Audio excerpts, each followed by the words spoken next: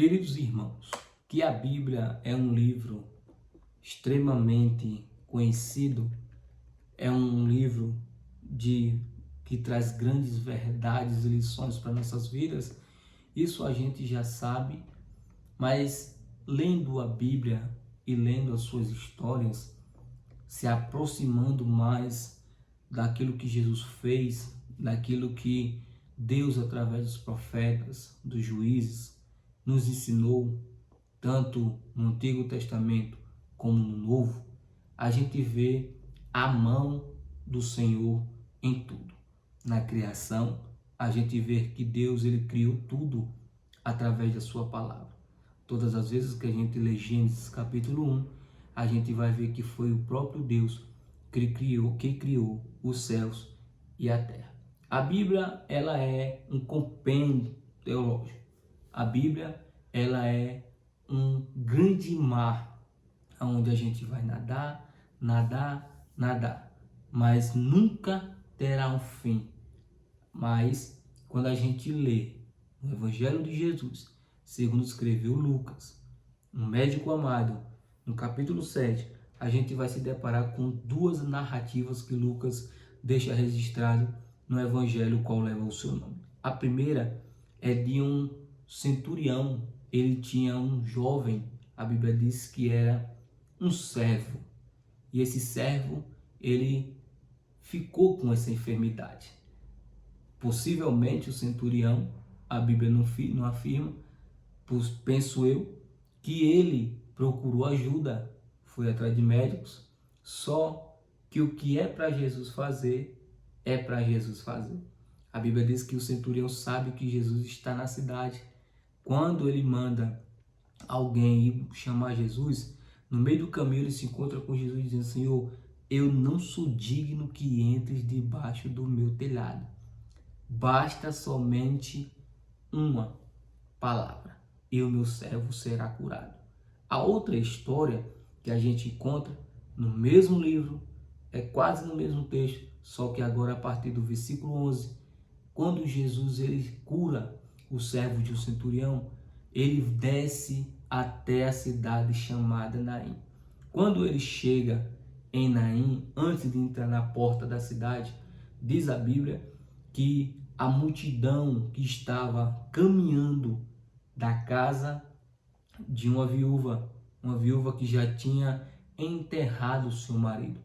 Dentro de alguns estudos, a gente vê que a vida dessa mulher agora é um fracasso. Por quê? Porque naquela época, morrendo o marido, se essa mulher tivesse um filho, esse filho poderia dar continuidade na vida que essa mulher tinha no meio da sociedade. Só que a esperança dessa mulher também chegou a falecer. O menino morreu, a multidão está com a mulher está batida, está triste, desanimada, a felicidade não está dentro da casa dessa mulher. A alegria não está junto com essa mulher. O que está junto com essa mulher é o fracasso. O que está com a vida dessa mulher, o que está perante essa mulher é o luto. Mas ela não sabia que na porta da cidade Jesus ia se encontrar com ela. O que eu quero trazer para nós neste vídeo, apesar das nossas lutas, dos nossos fracassos, dos sonhos não realizados, dos planejamentos que não deram continuidade, sempre Jesus vai estar nos esperando. O que eu vejo nesses dois textos? A Bíblia diz que o servo de um centurião foi curado. Jesus ele liberou a palavra e ele curou. Apenas uma palavra. A Bíblia diz que quando agora Jesus se encontra com essa mulher, a mulher está triste, chorando. O caráter dessa mulher é de uma mulher desesperada. Só que Jesus ele cura o emocional dessa mulher, dizendo: mulher, não chores. Ele volta aonde está carregando, aonde estava aqueles que carregavam o menino defunto, a Bíblia chama de defunto. Ele olha para o menino e diz: menino, levanta-te.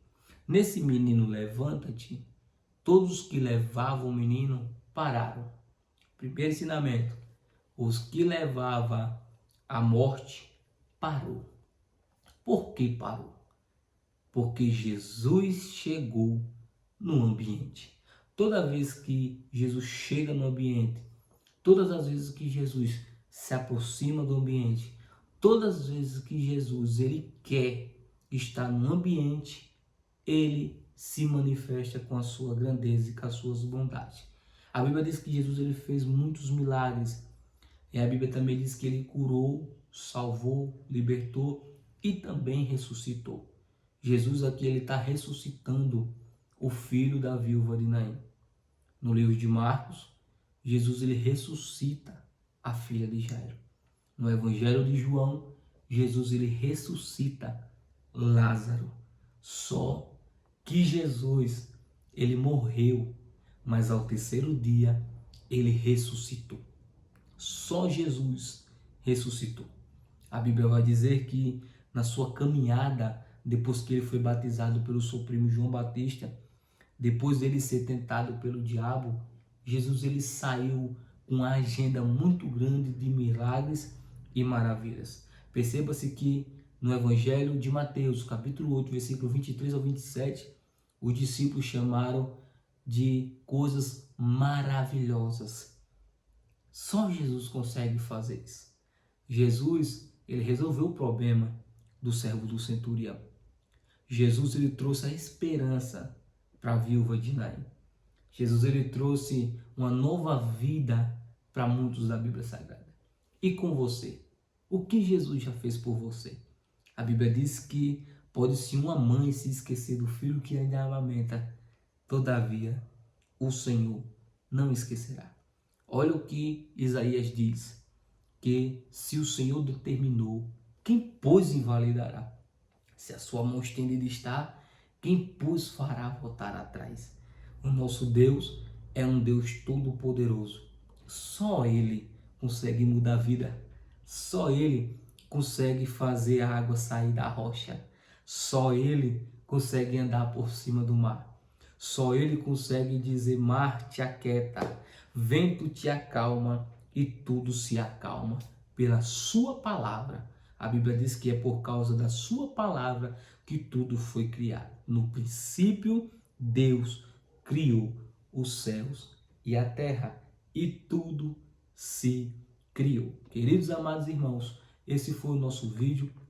Reflita no que tudo que foi falado. Através da fé, podemos alcançar coisas maravilhosas. A fé é uma palavra pequena, mas que traz uma explosão de milagres.